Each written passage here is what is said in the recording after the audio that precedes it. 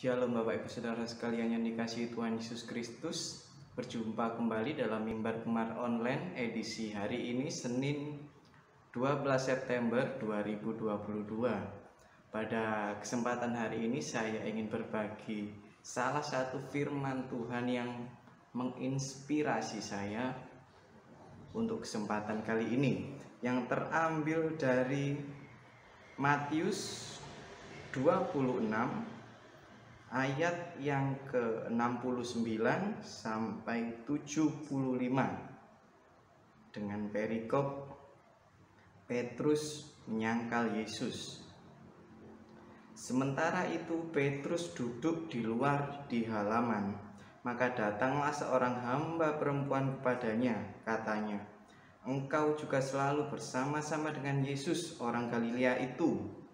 Tetapi ia menyangkalnya di depan semua orang, katanya, "Aku tidak tahu apa yang engkau maksud."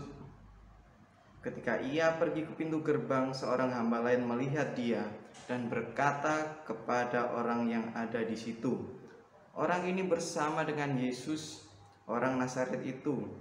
Dan ia menyangkalnya pula dengan bersumpah, "Aku tidak kenal orang itu." Tidak lama kemudian orang-orang yang ada di situ datang kepada Petrus dan berkata, "Pasti engkau juga salah seorang dari mereka. Itu nyata dari bahasamu." Maka mulailah Petrus mengutuk dan bersumpah, "Aku tidak kenal orang itu." Dan pada saat itu berkokoklah ayam. Maka teringatlah Petrus akan apa yang dikatakan Yesus kepadanya, "Sebelum ayam berkokok, engkau telah menyangkal aku 3 kali." Lalu ia pergi keluar dan menangis dengan sedihnya.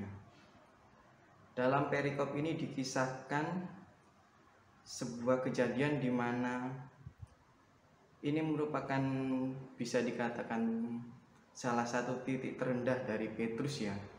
Karena di kejadian ini ia yang saat itu merupakan salah seorang dari murid Yesus, pada akhirnya setelah melihat kejadian di mana Yesus disiksa dengan sebegitu sadisnya, ia sebagai seorang murid yang seharusnya setia justru malah menyangkal Tuhan Yesus. Di sini apabila kita melihat dari riwayat kisah cerita yang ada dari awal, mungkin kita bisa melihat bahwa sebagai seorang murid, Petrus ini adalah seseorang yang salah satu murid yang memiliki, bisa dikatakan apa ya, rasa percaya diri yang tinggi, rasa bahwa ia memiliki kemampuan yang lebih, memiliki iman yang lebih sebagai seorang murid. Bisa kita lihat apabila kita membaca ayat dalam Alkitab sebelumnya, ada kejadian di mana Petrus ini menyatakan bahwa, "Tuhan, aku bersedia masuk penjara dan mati bersama-sama dengan Engkau." Lalu di satu kejadian ia juga berkata, "Biarpun mereka semua tergoncang imannya, maka aku tidak, Tuhan." Bahkan di saat Tuhan menyatakan bahwa, "Petrus, ada suatu saat bahwa engkau akan menyangkal aku," Petrus pun berkata, "Sekalipun aku harus mati bersama engkau, aku tak akan menyangkal engkau." Di sini bisa kita lihat bahwa dalam masanya saat bersama-sama menjadi murid Tuhan Yesus, mungkin bisa dibilang Petrus ini adalah salah satu seseorang yang memiliki sifat untuk ingin selalu terlihat menonjol, ingin selalu terlihat lebih baik, memiliki kelebihan di antara murid-murid lainnya. Karenanya dalam beberapa kesempatan Petrus selalu mengatakan bahwa, "Tuhan, aku bisa seperti ini. Tuhan, aku bisa seperti itu. Tuhan, aku akan seperti ini." Namun di satu sisi sebenarnya Tuhan yang merupakan Allah, seseorang yang maha tahu akan segalanya, justru melihat bahwa Petrus ini adalah seseorang yang sebenarnya lemah dan tidak bisa benar-benar mengenal akan dirinya sendiri. Karena apabila kita lihat seseorang yang lemah itu sebenarnya adalah seseorang yang tidak menyadari akan kekurangannya, tidak menyadari akan kelemahannya, sehingga ia berpikir bahwa ia pasti tidak akan bisa istilahnya mengalami kekalahan, kejatuhan, karena yang ia tahu, yang ia lihat dari dirinya adalah hanya kelebihannya saja, yang sebenarnya kelebihan itu pun belum tentu bisa teruji. Namun setelah apa yang pernyataannya diutarakan oleh Petrus seiring dengan berjalannya waktu, setelah ia melihat bagaimana penderitaan Tuhan Yesus, hatinya pun menjadi gentar, hatinya pun menjadi takut. Bahkan dikatakan saat seorang hamba wanita menanyakan kepada Petrus bahwa apakah kamu adalah salah satu pengikut Yesus itu Petrus pun langsung menyangkalnya. Dan di saat semakin banyak orang yang istilahnya menginterogasi Petrus, ia pun semakin takut dan semakin menyangkal Tuhan, sampai akhirnya ia pun bahkan mengutuki Tuhan. Namun di sini bukan berarti Petrus itu benar-benar kehilangan imannya akan Tuhan, namun semata-mata hanya karena Petrus itu pada akhirnya saat dihadapkan dengan permasalahan yang sulit, ia akhirnya menunjukkan bahwa ia sebagai seseorang manusia itu juga merupakan seseorang yang lemah. Bahkan sebagai ukuran sebagai seorang murid Yesus, ya, pada akhirnya Petrus pun merasa ketakutan, merasa terpojok, dan akhirnya sampai harus istilahnya melarikan diri, menghindar dengan menyangkali Yesus. Namun setelah semuanya itu, pada akhirnya setelah kejadian itu terjadi dan Tuhan akhirnya disalib dan bangkit, Petrus pun menyadari dan ia pun benar-benar menyesali dan akhirnya bertobat. Dan saat Tuhan bangkit dan menunjukkan dirinya kembali ke murid-muridnya, ia pun dengan sepenuh hati menyatakan bahwa Petrus sangatlah mengasihi Bapa.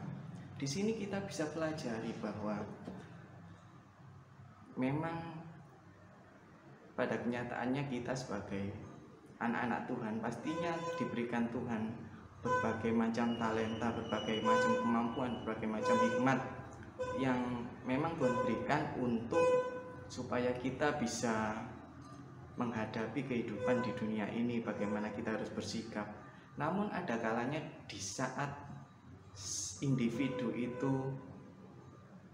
merasakan bahwa aku bisa melakukan ini, aku bisa menghadapi ini, ia pun akhirnya terlena oleh kekuatan-kekuatan pribadinya, dan ia berpikir bahwa aku ini bisa karena kemampuanku, aku ini bisa karena memang aku hebat, karena aku memiliki kemampuan ini itu, aku bisa lebih baik dari orang lain dan sebagainya. Di satu sisi kehebatan, kemampuan, kelebihan yang diberikan Tuhan itu tidak kita sadari bahwa semuanya itu bisa kita lakukan karena itu tadi merupakan pemberian Tuhan dan bukan karena kemampuan kita sendiri. Hal-hal seperti ini bisa membuat kita terlena, seperti halnya yang dilakukan oleh Petrus pada awalnya saat sebelum Tuhan Yesus bangkit. Ia yang selalu menyatakan, aku beriman Tuhan, aku pasti akan setia, aku pasti akan seperti ini. Namun ada kalanya di saat kehidupan kita itu dihadapkan dengan ujian, pencobaan, di saat kita harus diasah dengan kejadian-kejadian yang tidak mengenakan, di situ apabila kita hanya mengandalkan kemampuan kita, hanya mengandalkan perasaan kita, ya, kepercayaan diri kita secara pribadi tanpa mengandalkan Tuhan, maka pada akhirnya kita pasti akan jatuh, kita pasti akan gagal. Karena apabila kita mau berdiam diri dan melihat dalam diri kita. Kita sebagai manusia itu adalah sebuah individu yang sangat banyak kekurangannya, kelemahannya, keterbatasannya. Namun apabila kita hanya melihat atau mengandalkan kemampuan pribadi saja, itu akan membuat kita terlena. Lah, lalu bagaimana caranya supaya kita bisa menyadari bahwa keterbatasan kita ini adalah sesuatu yang bisa membuat kita gagal, namun tidak membuat kita menjadi sebuah individu yang pesimis. Nah, tentunya kita bisa belajar dari firman Tuhan, dari membaca Alkitab, memahami firman. Dari situ kita akan diberikan pengertian bagaimana bahwa apa yang kita bisa lakukan, apa yang mampu kita lakukan itu semata-mata juga karena kasih karunia Tuhan. Namun di balik semua itu, adanya kekurangan dari diri kita bukan berarti membuat kita lalu menjadi seorang yang takut gagal, pesimis, namun membuat kita menjadi berserah dan senantiasa bersyukur bahwa terima kasih Tuhan, Engkau telah memberikan kelebihan. Namun aku tahu Tuhan, aku juga memiliki banyak kelemahan, maka aku serahkan semuanya ke dalam tangan-Mu. Aku serahkan semuanya, apa yang aku lakukan, apa yang aku mampu ini, aku serahkan semuanya ke dalam tangan-Mu. Karena keberhasilan itu hanya ada di dalam Tuhan saja. Jadi saat di dalam studi kita, di dalam pelayanan kita, mungkin kita sudah sangat paham dengan apa yang kita pelajari. Kita sudah sangat paham dengan pelayanan yang kita lakukan. Misal dalam bermain musik, kita bisa bermain dengan sangat baik. Dalam pekerjaan kita sudah bisa melakukan pekerjaan dengan sangat baik. Namun kelebihan yang kita miliki itu tidak akan membuat kita terlena, namun akan membuat kita menyadari dan mensyukuri bahwa semua kelebihan yang kita miliki itu adalah merupakan kasih karunia dari Tuhan. Sehingga dengan segala kelebihan yang kita miliki itu, kita tidak akan menjadi seseorang yang jumawa, yang sombong, yang melebih-lebihkan diri seperti Petrus di awal-awal yang selalu istilahnya meninggikan dirinya sendiri. Namun dengan pengertian dari firman, kita akan menjadi seseorang yang senantiasa bersyukur di dalam kelebihan kita, senantiasa menyadari bahwa semua itu hanya karena kasih karunia Tuhan, dan dari situ maka Tuhan akan semakin menambah-nambahkan talenta dan hikmat kepada kita. Karena tentunya apabila Tuhan melihat kita senantiasa rendah hati, senantiasa mau melayani, meskipun di dalam kelebihan kita, di dalam segala kemampuan kita yang bisa kita lakukan, Tuhan akan senantiasa menambahkan dengan kemampuan, talenta, dan berkat yang baru. Karena itu marilah kita senantiasa hidup dalam kerendahan hati, meskipun kita tahu bahwa kita memiliki satu kelebihan yang lebih baik dari orang lain, kita memiliki satu kemampuan yang lebih baik dari orang lain. Kiranya kita senantiasa mendasarkan semua kelebihan yang kita miliki itu di dalam kenyataan bahwa segala yang kita miliki itu hanya bisa terjadi oleh kasih karunia Tuhan saja. Dan semuanya itu akan senantiasa ditambahkan apabila kita bisa senantiasa hidup dalam rasa syukur itu hari demi hari semakin bertumbuh di dalam Tuhan. Demikianlah Gemar pada hari ini, mari kita berdoa.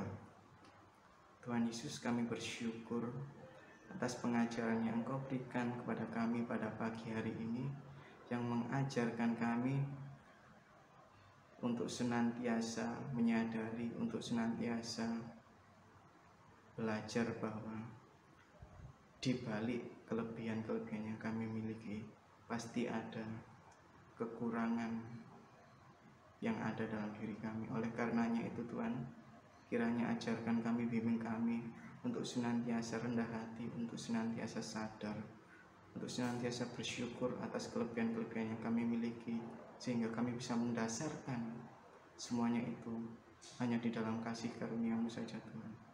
Agar kami senantiasa bisa hidup di dalam rasa syukur kami atas berkat karunia-Mu, dan agar hari demi hari kami bisa semakin bertumbuh dari pengajaran-pengajaran-Mu dan bisa menjadi individu-individu yang semakin bertalenta, semakin memiliki kelebihan, sehingga melalui apa yang kami lakukan, apa yang kami perbuat, nama-Mu bisa semakin dipermuliakan Tuhan. Kiranya melalui gemar pada pagi hari ini, firman yang Engkau berikan bisa semakin membuat kami bertumbuh untuk menjadi anak-anak-Mu yang sejati Tuhan. Terima kasih Bapa, terima kasih Tuhan Yesus. Hanya di dalam nama-Mu kami telah berdoa dan mengucap syukur. Haleluya. Amin. Demikian gemar pada pagi hari ini. Selamat beraktivitas, sampai bertemu di mimbar gemar online berikutnya. Tuhan Yesus memberkati.